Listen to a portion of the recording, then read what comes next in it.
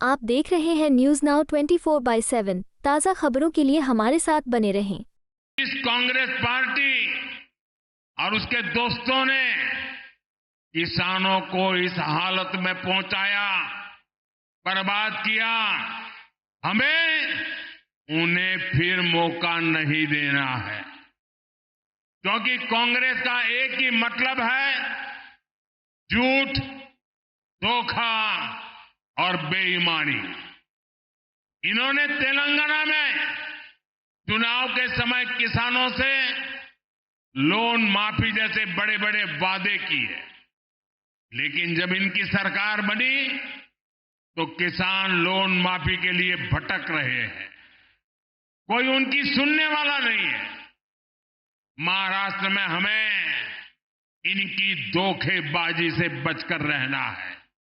साथियों, आज जो कांग्रेस हम देख रहे हैं, ये वो कांग्रेस नहीं है जिससे कभी महात्मा गांधी जी जैसे महापुरुष जुड़े थे। आज की कांग्रेस में देशभक्ति की आत्मा दम तोड़ चुकी है। आज की कांग्रेस में नफरत का भूत दाखिल हो गया है। आप देखिए, आज कांग्रेस के लोगों की भाषा, उनकी बोली विदेशी धरती पर जाकर उनके देश विरोधी एजेंडे, समाज को तोड़ना, देश को तोड़ने की बात करना, भारतीय संस्कृति और आस्था का अपमान करना, ये वो कांग्रेस है जिसे टुकड़े टुकड़े गैंग और अर्बन नक्सल के लोग चला रहे हैं। प्रधानमंत्री नरेंद्र मोदी ने शुक्रवार को कांग्रेस पर अपने नेताओं की विदेश यात्राओं के दौरान की गई टिप्पणियों से देश का अपमान करने का आरोप लगाया और अमेरिका में उनके हालिया भाषण को लेकर विपक्ष के नेता राहुल गांधी पर निशाना साधा। पीएम मोदी ने महाराष्ट्र के वर्धा में राष्ट्रीय पीएम विश्वकर्मा कार्यक्रम में अपने संबोधन के दौरान कहा, आज की कांग्रेस में देशभक्ति की भावना मर गई है। आज की कांग्रेस में नफरत का भूत घुस गया है। विदेशी धरती पर कांग्रेस के लोगों की भाषा देखिए। उनका देश विरोधी एजेंडा, समाज को तोड़ने की बात करना, देश की संस्कृति का अपमान करना, यह वो कांग्रेस है जिसे टुकड़े टुकड़े गैंग और अर्बन नक्सली लोग चला रहे हैं। उन्होंने कहा, यहाँ तक कि उसे गणेश पूजा से भी दिक्कत है। हमने देखा कि कैसे कर्नाटक में कांग्रेस सरकार ने गणेश की मूर्ति को पुलिस वैन में रख दिया। कांग्रेस का मतलब झूठ, फरेब और बेईमानी है। उन्होंने तेलंगाना में किसानों का कर्ज माफ करने का वादा किया था, लेकिन अब किसान अपना कर्ज माफ कराने के लिए इधर उधर भटक रहे हैं। आज वो पुरानी कांग्रेस नहीं रही। आज देश में अगर सबसे बेईमान और भ्रष्ट पार्टी कोई है तो वो पार्टी कांग्रेस है। पीएम मोदी ने कहा, अगर देश में कोई सबसे भ्रष्ट परिवार है तो वो कांग्रेस का शाही परिवार है। अमरावती आणि वर्ध्यासह महाराष्ट्रातील तमाम नागरिकांना माझा नमस्कार। 2 दिन पहले ही हम सबने विश्वकर्मा पूजा का उत्सव मनाया है और आज वर्धा की पवित्र धरती पर हम पीएम विश्वकर्मा योजना की सफलता का उत्सव मना रहे हैं। आज ये दिन इसलिए भी खास है क्योंकि 1932 में आज ही के दिन महात्मा गांधी जी ने अस्पृश्यता के खिलाफ अभियान शुरू किया था। ऐसे में विश्वकर्मा योजना के 1 साल पूर्ण होने का ये उत्सव विनोबा जी की ये साधना स्थली महात्मा गांधी जी की कर्मभूमि वर्धा की ये धरती, ये उपलब्धि और प्रेरणा का ऐसा संगम है जो विकसित भारत के हमारे संकल्पों को नई ऊर्जा देगा। विश्वकर्मा योजना के जरिए हमने श्रम से समृद्धि, इसका कौशल से बेहतर कल का जो संकल्प लिया है, वर्धा में बापू की प्रेरणाएं हमारे उन संकल्पों को सिद्धि तक ले जाने का माध्यम बनेगी। मैं इस योजना से जुड़े सभी लोगों, देश भर के सभी लाभार्थियों को इस अवसर पर बधाई देता हूं। साथियों, आज अमरावती में पीएम मित्र पार्क की आधारशिला भी रखी गई है। आज का भारत अपनी टेक्सटाइल इंडस्ट्री को वैश्विक बाजार में टॉप पर ले जाने के लिए काम कर रहा है। देश का लक्ष्य है भारत की टेक्सटाइल सेक्टर के हजारों वर्ष पुराने गौरव को पुनर्स्थापित करना। अमरावती का पीएम मित्र पार्क इसी दिशा में एक और बड़ा कदम है। मैं इस उपलब्धि के लिए भी आप सभी को बहुत बहुत शुभकामनाएं देता हूं। साथियों, हमने विश्वकर्मा योजना की पहली वर्षगांठ के लिए महाराष्ट्र को चुना। हमने वर्धा की इस पवित्र धरती को चुना क्योंकि विश्वकर्मा योजना केवल सरकारी प्रोग्राम भर नहीं है।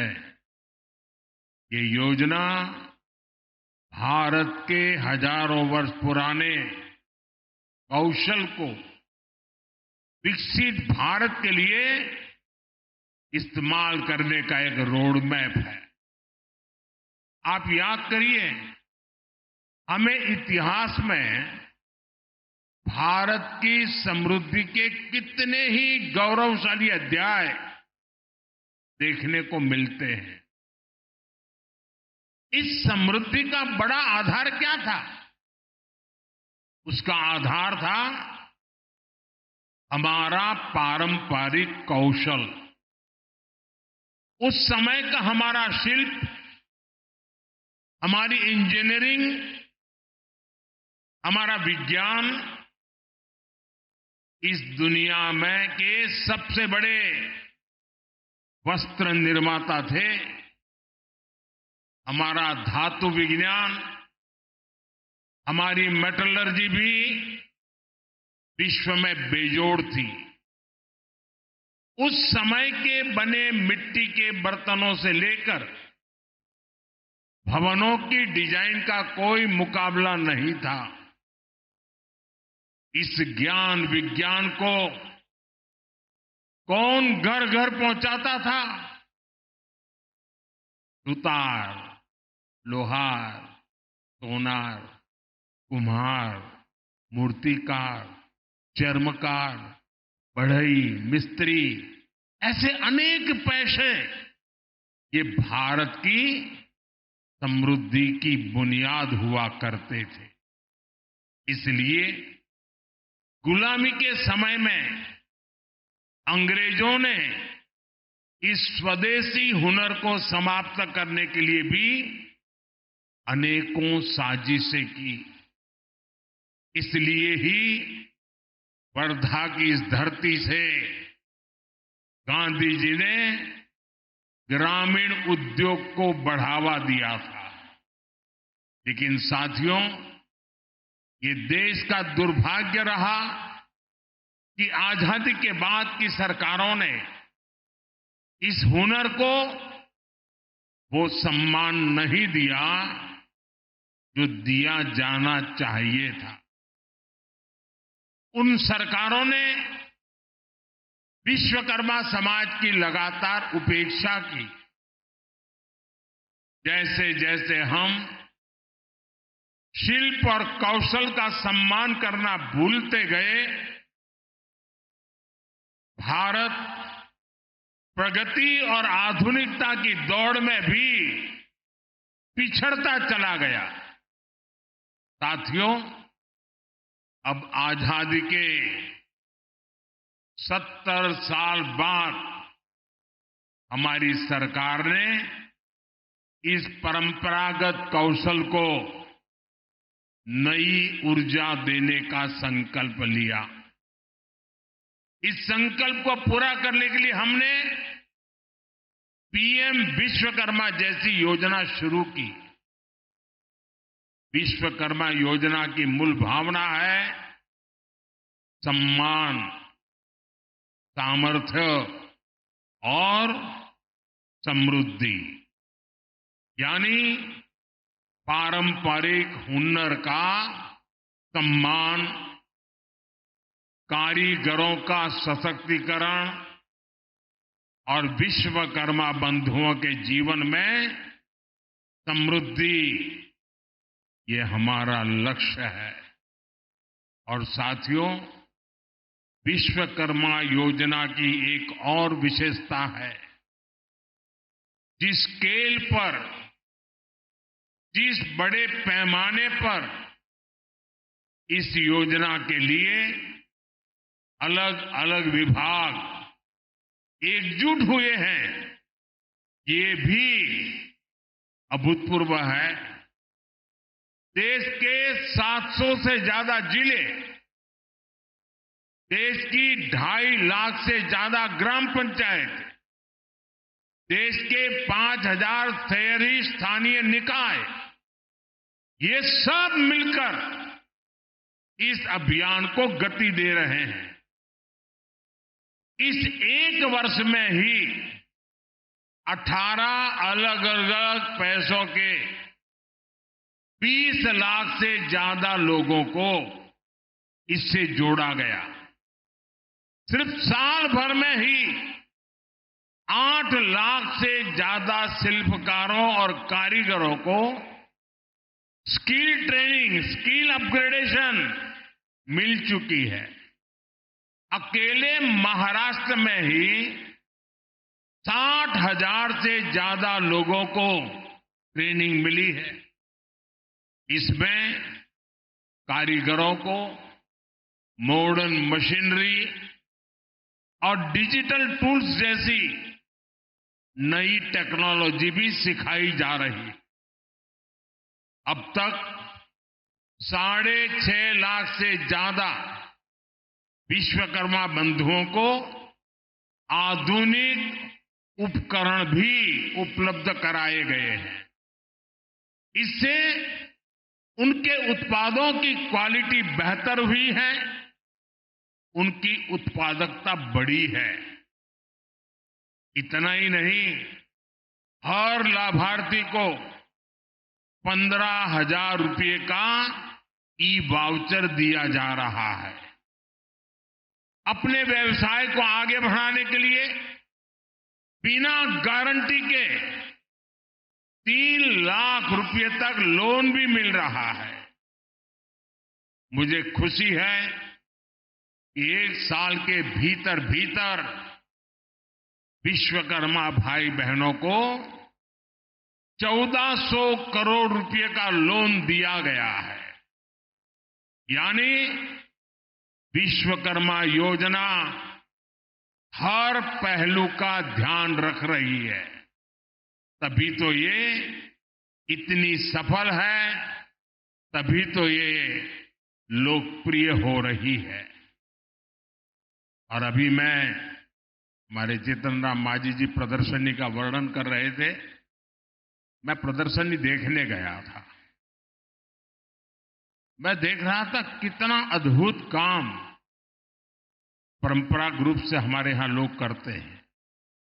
और जब उनको नए आधुनिक टेक्नोलॉजी टूल मिलते हैं, ट्रेनिंग मिलते हैं, उनको अपना कारोबार बढ़ाने के लिए सीड मनी मिलता है, तो कितना बड़ा कमाल करते हैं वो अभी मैं देख के आया हूं। और यहां जो भी आप आए हैं ना, मेरा आपसे भी आग्रह है कि आप ये प्रदर्शनी जरूर देखें। आपको इतना गर्व होगा कि कितनी बड़ी क्रांति आई है। साथियों, हमारे पारंपरिक कौशल में सबसे ज्यादा भागीदारी एससी, एसटी और ओबीसी समाज के लोगों की रही है। अगर पिछली सरकारों ने विश्वकर्मा बंधुओं की चिंता की होती तो इस समाज की कितनी बड़ी सेवा होती। लेकिन कांग्रेस और उसके दोस्तों ने एससी, एसटी, ओबीसी को जानबूझ करके आगे नहीं बढ़ने दिया। हमने सरकारी सिस्टम से कांग्रेस की इस दलित पिछड़ा विरोधी सोच को खत्म किया है। पिछले एक साल के आंकड़े बताते हैं कि आज विश्वकर्मा योजना का सबसे ज्यादा लाभ एससी, एसटी और ओबीसी समाज उठा रहा है। मैं चाहता हूं विश्वकर्मा समाज इन पारंपरिक कार्यों में लगे लोग केवल कारीगर बनकर न रह जाए, बल्कि मैं चाहता हूं वे कारीगर से ज्यादा वो उद्यमी बने, व्यवसायी बने। इसके लिए हमने विश्वकर्मा भाई बहनों के काम को एमएसएमई का दर्जा दिया है। वन डिस्ट्रिक्ट वन प्रोडक्ट और एकता मॉल जैसे प्रयासों के जरिए पारंपरिक उत्पादों की मार्केटिंग की जा रही है। हमारा लक्ष्य है कि ये लोग अपने बिजनेस को आगे बढ़ाएं। ये लोग बड़ी बड़ी कंपनियों की सप्लाई चेन का हिस्सा बने। इसलिए ओएनडीसी और जीएम जैसे माध्यमों से शिल्पकारों, कारीगरों और छोटे कारोबारियों को अपना बिजनेस बढ़ाने में मदद का रास्ता बन रहा है। ये शुरुआत बता रही है जो वर्ग आर्थिक प्रगति में पीछे छूट रहा था, वो विश्व की तीसरी सबसे बड़ी अर्थव्यवस्था में अहम रोल निभाएगा। सरकार का जो स्किल इंडिया मिशन है वो भी इसे सशक्त कर रहा है। कौशल विकास अभियान के तहत भी देश के करोड़ों नौजवानों की आज की जरूरतों के हिसाब से स्किल ट्रेनिंग हुई है। स्किल इंडिया जैसे अभियानों ने भारत की स्किल को पूरी दुनिया में पहचान दिलानी शुरू कर दी थी। और हमारे स्किल मंत्रालय, हमारी सरकार बनने के बाद हमने अलग स्किल मंत्रालय बनाया और हमारे जयंत चौधरी जी आज ये स्किल मंत्रालय का कारोबार देखते हैं।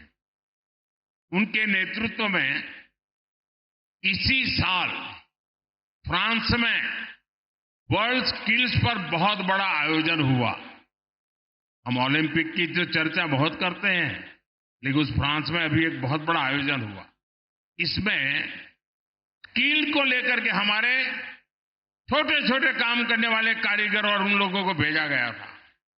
और इसमें भारत ने बहुत सारे अवार्ड अपने नाम किए हैं। ये हम सब के लिए गर्व का विषय है। साथियों, महाराष्ट्र में जो अपार औद्योगिक संभावनाएं हैं, उनमें टेक्सटाइल इंडस्ट्री भी एक है।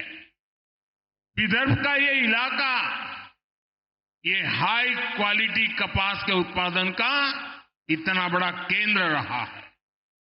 लेकिन दशकों तक कांग्रेस और बाद में महाअगाड़ी सरकार ने क्या किया? उन्होंने कपास को महाराष्ट्र के किसानों की ताकत बनाने की जगह उन किसानों को बदहाली में धकेल दिया। ये लोग केवल किसानों के नाम पर राजनीति और भ्रष्टाचार करते रहे। समस्या का समाधान देने के लिए काम तब तेजी से आगे बढ़ा जब 2014 में देवेंद्र फडणवीस जी की सरकार बनी थी। तब अमरावती के नांदगांव खंडेश्वर में टेक्सटाइल पार्क का निर्माण हुआ था। आप याद करिए, तब उस जगह के क्या हाल थे। कोई उद्योग वहां आने को तैयार नहीं होता था। लेकिन अब वही इलाका महाराष्ट्र के लिए बड़ा औद्योगिक केंद्र बनता जा रहा है। साथियों, आज पीएम मित्र पार्क पर जिस तेजी से काम हो रहा है, उससे डबल इंजन सरकार की इच्छा शक्ति का पता चलता है। हम देश भर में ऐसे ही 7 पीएम मित्र पार्क स्थापित कर रहे हैं। हमारा विजन है farm to fibre, fibre to fabric, fabric to fashion, fashion to foreign.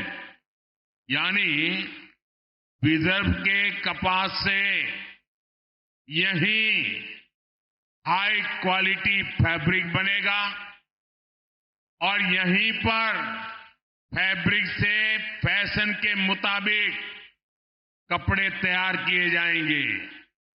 ये फैशन विदेशों तक एक्सपोर्ट होगा। इससे किसानों को खेती में होने वाला नुकसान बंद होगा। उन्हें उनकी फसल की अच्छी कीमत मिलेगी। उसमें वैल्यू एडिशन होगा। अकेले पीएम मित्र पार्क से ही यहां 8 से 10 हजार करोड़ रुपए के निवेश की संभावना है। इससे विदर्भ और महाराष्ट्र में युवाओं के लिए रोजगार के 1 लाख से ज्यादा नए अवसर बनेंगे। यहां दूसरे उद्योगों को भी बढ़ावा मिलेगा। नई सप्लाई चेन्स बनेगी। देश का निर्यात बढ़ेगा, आमदनी बढ़ेगी। और भाई और बहनों, इस औद्योगिक प्रगति के लिए जो आधुनिक इंफ्रास्ट्रक्चर और कनेक्टिविटी चाहिए, महाराष्ट्र उसके लिए भी तैयार हो रहा है। नए हाईवेज, एक्सप्रेसवेज, समृद्धि महामार्ग, वाटर और एयर कनेक्टिविटी का विस्तार, महाराष्ट्र नई औद्योगिक क्रांति के लिए कमर कस चुका है। साथियों, मैं मानता हूं महाराष्ट्र की बहुआयामी प्रगति का अगर कोई पहला नायक है तो वो है यहां का किसान। जब महाराष्ट्र का, विदर्भ का किसान खुशहाल होगा, तभी देश भी खुशहाल होगा। इसलिए हमारी डबल इंजन सरकार मिलकर किसानों की समृद्धि के लिए काम कर रही है।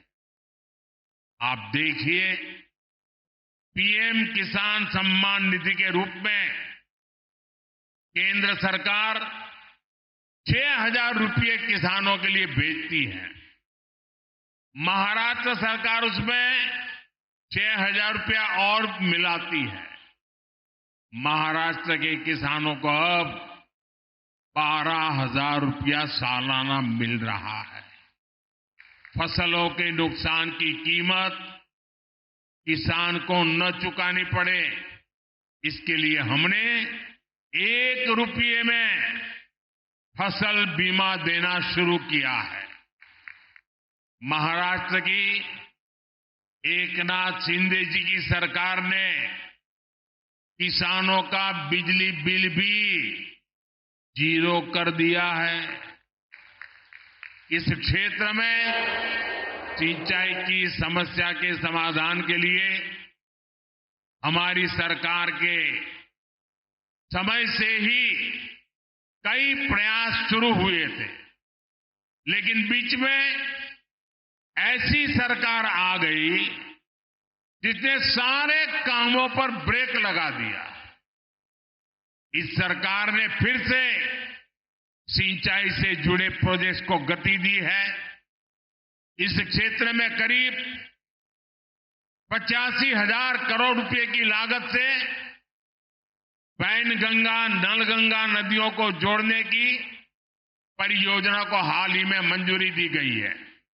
इससे नागपुर, वर्धा, अमरावती, यवतमाल, अकोला, बुल्डाना, इन 6 जिलों में 10 लाख एकड़ जमीन पर सिंचाई की सुविधा मिलेगी।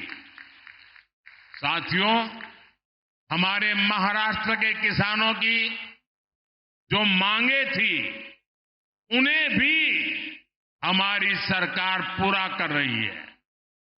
प्याज पर एक्सपोर्ट टैक्स 40% से घटाकर 20% कर दिया गया है। खाद्य तेलों का जो आयात होता है, उस पर हमने 20% टैक्स लगा दिया है। रिफाइंड सोयाबीन, सूर्यमुखी और पाम ऑयल पर कस्टम ड्यूटी को 12.5% से बढ़ाकर 32.5% कर दिया है। इसका बहुत फायदा हमारे सोयाबीन उगाने वाले किसानों को होगा। जल्द ही इन सब प्रयासों के परिणाम भी हमें देखने को मिलेंगे, लेकिन इसके लिए हमें एक सावधानी भी बरतनी होगी। जिस कांग्रेस पार्टी और उसके दोस्तों ने किसानों को इस हालत में पहुंचाया, बर्बाद किया, हमें उन्हें फिर मौका नहीं देना है। क्योंकि कांग्रेस का एक ही मतलब है, झूठ, धोखा और बेईमानी। इन्होंने तेलंगाना में चुनाव के समय किसानों से लोन माफी जैसे बड़े बड़े वादे किए, लेकिन जब इनकी सरकार बनी तो किसान लोन माफी के लिए भटक रहे हैं। कोई उनकी सुनने वाला नहीं है। महाराष्ट्र में हमें इनकी धोखेबाजी से बचकर रहना है। साथियों, आज जो कांग्रेस हम देख रहे हैं, ये वो कांग्रेस नहीं है जिससे कभी महात्मा गांधी जी जैसे महापुरुष जुड़े थे। आज की कांग्रेस में देशभक्ति की आत्मा दम तोड़ चुकी है।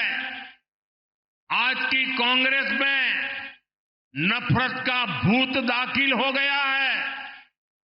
आप देखिए, आज कांग्रेस के लोगों की भाषा, उनकी बोली विदेशी धरती पर जाकर उनके देश विरोधी एजेंडे समाज को तोड़ना, देश को तोड़ने की बात करना, भारतीय संस्कृति और आस्था का अपमान करना, ये वो कांग्रेस है जिसे टुकड़े टुकड़े गैंग और अर्बन नक्सल के लोग चला रहे हैं।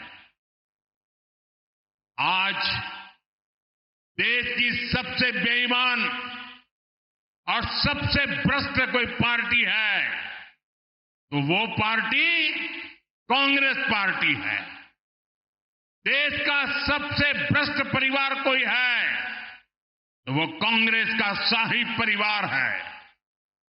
साथियों, जिस पार्टी में हमारी आस्था और संस्कृति का जरा सा भी सम्मान होगा, वो पार्टी कभी गणपति पूजा का विरोध नहीं कर सकती। लेकिन आज की कांग्रेस को गणपति पूजा से भी नफरत है। महाराष्ट्र की धरती गवाह है, आजादी की लड़ाई में लोकमान्य तिलक के नेतृत्व में गणपति उत्सव भारत की एकता का उत्सव बन गया था। गणेश उत्सव में हर समाज, हर वर्ग के लोग एक साथ जुड़ते थे। इसलिए कांग्रेस पार्टी को गणपति पूजा से भी चीड़ है। मैं गणेश पूजन कार्यक्रम में चला गया तो कांग्रेस का तुष्टीकरण का भूत जाग उठा। कांग्रेस गणपति पूजा का विरोध करने लगी। तुष्टीकरण के लिए कांग्रेस कुछ भी कर रही है। आपने देखा है कर्नाटका में तो कांग्रेस सरकार ने गणपति बप्पा को ही सलाखों के पीछे डाल दिया। गणपति की जिस मूर्ति की लोग पूजा कर रहे थे उसे पुलिस वैन में कैद करवा दिया। महाराष्ट्र गणपतीची आराधना करीत होता आणि कर्नाटकात गणपतीची मूर्ती पुलिस वैन मध्ये होती। साथियों, पूरा देश गणपति के इस अपमान को देखकर आक्रोशित है। मैं हैरान हूं, इस पर कांग्रेस के सहयोगियों के मुंह पर भी ताला लग गया है। उन पर भी कांग्रेस की संगत का ऐसा रंग चढ़ा है कि गणपति के अपमान का भी विरोध करने की उनमें हिम्मत नहीं बची है। भाई और बहनों, हमें एकजुट होकर कांग्रेस के इन पापों का जवाब देना है। हमें परंपरा और प्रगति के साथ खड़ा होना है। हमें सम्मान और विकास के एजेंडे के साथ खड़ा होना है। हम साथ मिलकर महाराष्ट्र की अस्मिता को बचाएंगे। हम सब साथ मिलकर महाराष्ट्र का गौरव और बढ़ाएंगे। हम महाराष्ट्र के सपनों को पूरा करेंगे। इसी भाव के साथ इतनी बड़ी तादाद में आकर के इस महत्वपूर्ण योजनाओं को आपने जो उसकी ताकत को समझा है, इन योजनाओं का विदर्भ के जीवन पर, हिंदुस्तान के सामान्य व्यक्ति के जीवन पर कैसा प्रभाव होना है, ये आपकी विधानसभा के कारण मैं इसे महसूस कर रहा हूं। मैं एक बार फिर सभी विश्वकर्मा साथियों को, विदर्भ के और महाराष्ट्र के सभी मेरे भाई बहनों को बहुत बहुत बधाई देता हूं। आपको यह वीडियो पसंद आया हो तो इसे लाइक करें, हमारे चैनल को सब्सक्राइब करें।